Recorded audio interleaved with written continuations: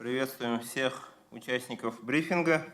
Брифинг у нас сегодня немножко время сместилось. Просим прощения. В 10 часов линия ВКС была занята. Рустам Нургалевич проводил совещание, инвестиционный совет. Поэтому переместили мы на 12 часов.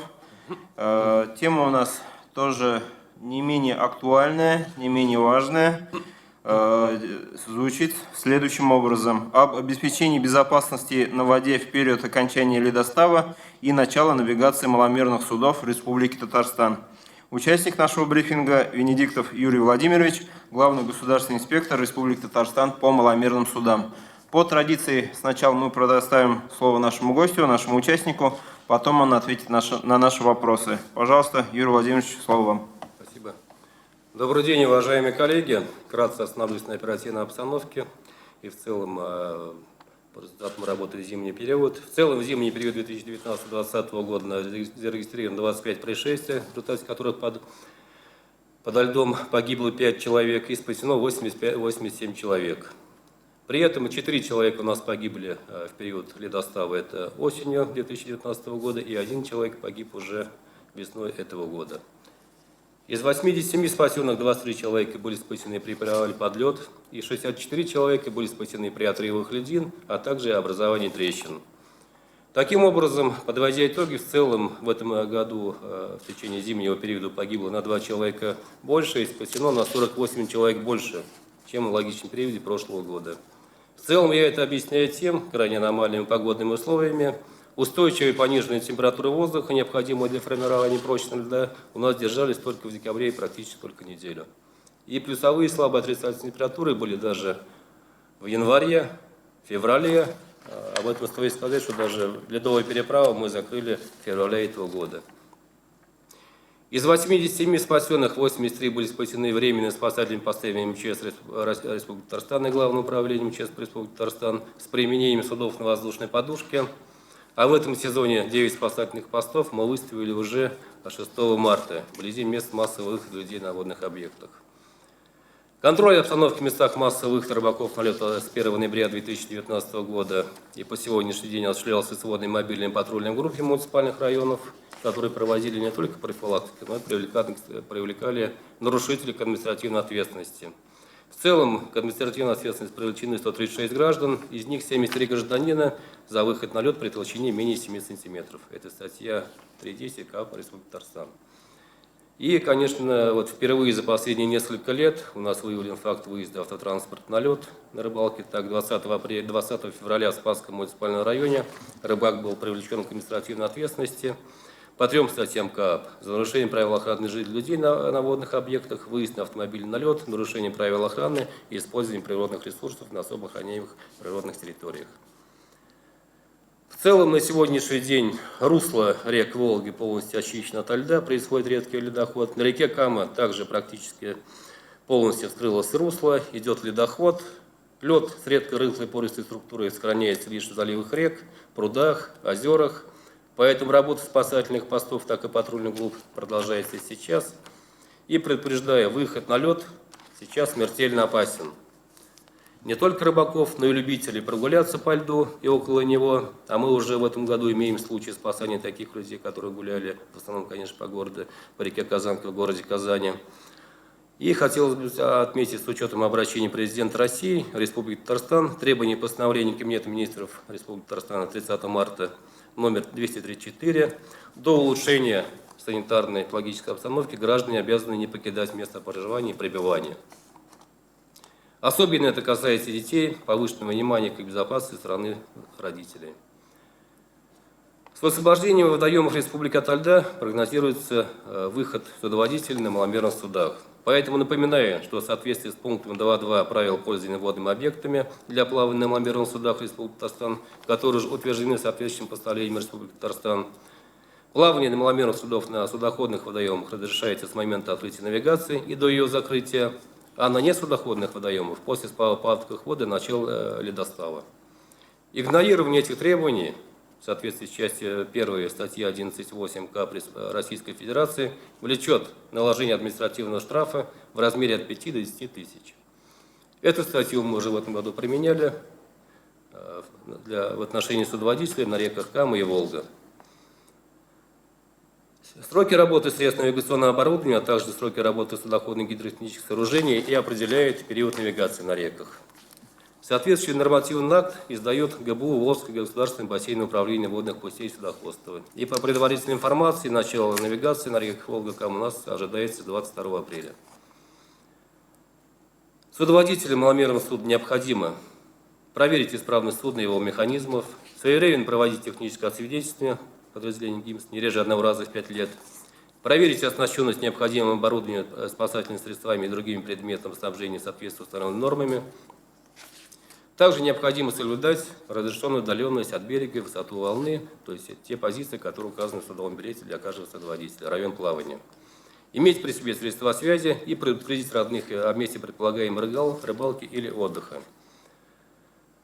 В целом, за навигационный период 2019 года на водных объектах произошло 9 происшествий, связанных с использованием маломерных судов, в результате которых погибло 4 человека. Спасено 10 человек, и основными причинами при этом явились, прежде всего, падение воды во время рыбалки, сложные погодные условия и неисправность узлов или двигателей судна.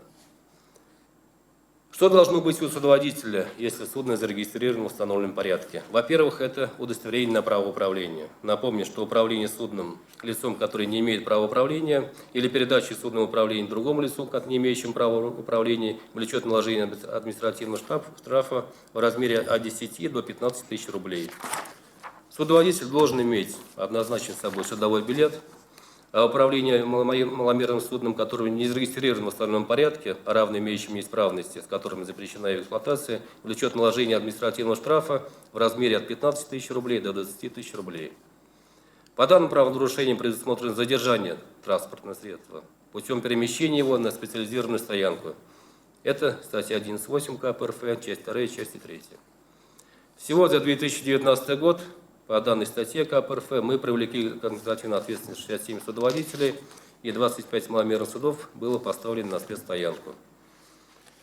В целом хотелось бы отметить, что в настоящее время изменений в действующих документах по предоставлению государственных услуг – это регистрация, освидетельствование маломерного судна, получение удостоверения на право управления маломерным судном – в этом году практически нет.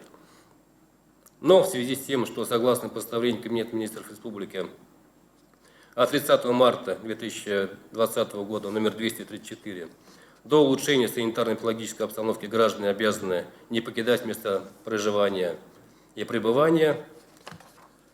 Управлением МЧС России установлен особый порядок работы.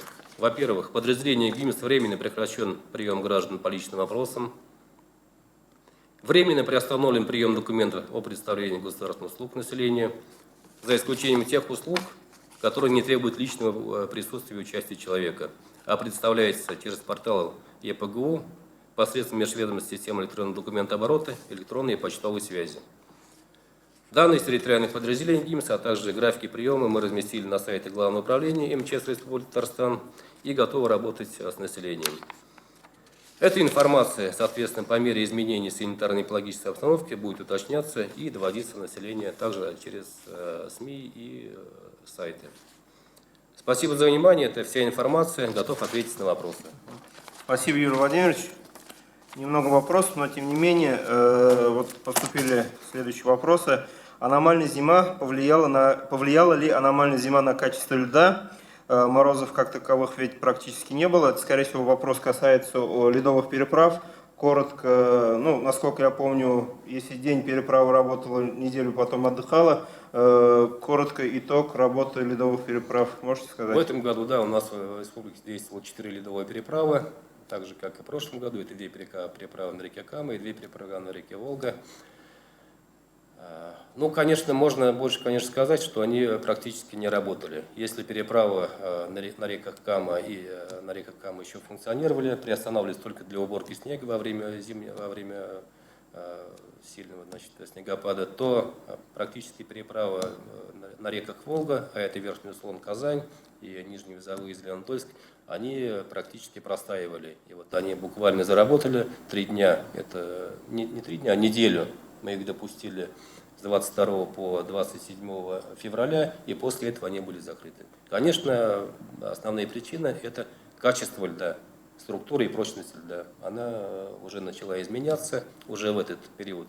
А мы уже видим, что ледоход, теплая погода у нас пришла практически на месяц раньше. На месяц раньше. Если раньше мы прикрывали ледовую переправу где-то в конце марта, даже быть в начале апреля, то в этом году мы ледовую переправу все закрыли уже 27 февраля практически, все ледовые переправы.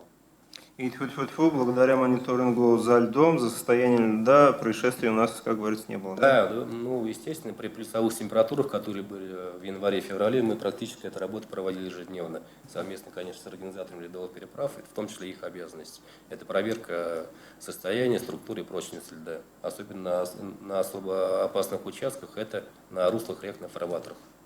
Спасибо. Следующий вопрос. Какие реки уже открылись? Крупные, я так понимаю, открылись, какие-то, наверное, еще не полностью. Да, для того, чтобы, например, любителям, ну вообще населению знать, какие реки открылись, какая гидрологическая ситуация на реках Республики Татарстан, необходимо зайти на сайт Главного управления, на сайт МЧС Республики Татарстан. Там есть гидрологический бюллетень. Этот гидрологический бюллетень издается по данным, в том числе УГМС. Это данные обобщенные, сверенные. По результатам работы 33 постоянных и 86 временных постов. Постоянно посты, естественно, обслуживает УГМС, а временные посты МЧС Республики Татарстан. Все практически малые реки у нас открылись. И вот если взять последний обзор гидробюллетень, уже некоторые реки вошли уже в среднемноголетнюю межень, то есть в свои практически многолетние русла. Но кое-где, соответственно, вот, например, на реке Вятка, где начинается только ледоход, на ряде других рек еще идет подтопление и идет еще переливы. То есть такая обстановка есть. На реках Волга по русловой части идет ледоход. Левая часть левобережная, она еще, там есть, наблюдается ледостав, но на этот лед уже выходить нельзя. Погромче, если можно. На этот лед по правой реке Волга уже полностью очищена от льда. На русловой части идет редкий ледоход. На левой стороне Волги еще в заливах наблюдается ледостав, но на этот лед уже выходить опасно. Вот, например, в эту субботу мы проводили в рамках рейдовых мероприятий, уже пришлось, в принципе, удалить рыбаков, выгнать практически со стороны Займища река Волга, Кузембетево поселок. Там есть ледостав, но он уже такой рыхлый, поэтому людям пришлось объяснить, и они добровольно покинули место этой рыбалки. Такие мероприятия мы проводим практически ежедневно. Если брать реку Кама, то на реке Вятка начинается ледоход, уже до моста она освободилась от льда, и, соответственно, ледоход наблюдается по реке Кама, тоже как бы такой редкий. В Лаишевском муниципальном районе пока еще лед стоит, держится, но я думаю, при такой погоде он тоже скоро двинется. Уровень воды пока тоже держится. Уровень воды, да, в норме. Так, значит, следующий вопрос. В настоящее время совместная рыбалка отцов с детьми стала модным уже трендом. Даже некоторые татарстанские ВИПы в соцсетях такие фотографии выставляют. Не случались ли несчастные случаи с участием несовершеннолетних? Не приходилось ли их там спасать? И какова статистика по детям в целом? То есть, я так понимаю, чтобы дети самостоятельно тоже на лед не выходили без... Нет, за зимний период этого года у нас не было происшествий с детьми, также не было происшествий за прошлый год практически. Ну, благодаря совместным усилиям органов местного самоуправления, Министерства, ведомств, МЧС, эта работа у нас налажена, я считаю, достаточно на хорошем организационном уровне. И мы, конечно, при всех видах патрулирования всегда в первую очередь обращаем внимание на наличие детей на водоемах. Вот сейчас уже, когда идут каникулы, когда идет неделя отдыха, первое внимание мы обращаем уже на наличие детей в водоемах. В такие случаи мы вгоняли детей. То есть не только вгоняли, просто не успели как бы... Были обращения граждан, что они видели детей на берегу, но при нашем приближении дети самостоятельно как бы покидали это место. Эта работа у нас на первом месте. Понятно. Так, вот вчера вышло постановление о самоизоляции граждан в связи с недопущением распространения коронавируса. Вы уже немножко сказали. Я правильно понимаю? Ну вот вчера, в частности, был вопрос от охотников.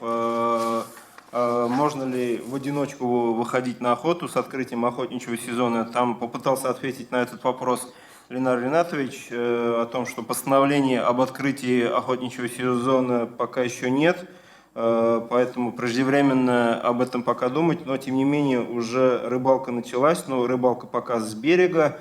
Я так понимаю, навигация в связи с постановлением, в связи с жестким режимом самоизоляции, она для маломерных судов пока ситуация не улучшится, она, можно сказать, не откроется. Правильно я понимаю? Да, совершенно верно. Но я думаю, что в рамках требований постановления номер 234 никакой рыбалки с берега говорить тоже нельзя. Это место никак не отнесено к местам, которые может гражданин посещать. 100 метров – это не магазин, не скорая медицинская помощь, не медицинское учреждение, предприятие. И, соответственно, никакой навигации, никаком плавании на маломерных судах пока речи быть не может до улучшения санитарно-экологической обстановки. И это мы будем, естественно, контролировать. Мы проводим рейды не только самостоятельно, проводим рейды совместно с сотрудниками полиции, совместно с сотрудниками Росгвардии. У нас в этом году также начинается патрулирование ОСВОД на маломерных судах по 6 основным маршрутам, которые привязаны к местам массового отдыха населения возле воды. И, соответственно, будем принимать соответствующие меры, как будет нам подсказывать решение правительства Республики Татарстан, решение оперативного штаба федерального, республиканского. Поближе, если можно. Да, будем применять те меры, которые требуют решения, соответственно, оперативного штаба Российской Федерации, постановления правительства Республики Татарстан в полном объеме. Если сами не можем, будем передавать соответствующие компетентные органы. То есть я считаю необходимым еще раз акцентировать внимание, уважаемые любители рыбалки, акватория рек будет контролироваться, побережье тоже будет контролироваться. И просим воздержаться от любителей рыбалки от рыбалки на период режима самоизоляции. То есть не нужно выходить, если даже по одному, на берег с удочкой. Это все тоже будет пресекаться сотрудниками МЧС совместно с сотрудниками полиции. Да, однозначно, конечно. Так, и в связи с этим вопрос, изменится ли численность сотрудников МЧС, задействованных при спасательных операциях, и в связи с периодом обязательной самоизоляции? И, наверное, связанный вопрос, какие технические средства на вооружении, используются ли беспилотники для патрулирования водных объектов и побережья? Численность, она установлена приказом МЧС России. Всех госпиталев, естественно, мы не будем отпускать никого на режим самоизоляции. На режим самоизоляции переходит только обеспечивающий персонал.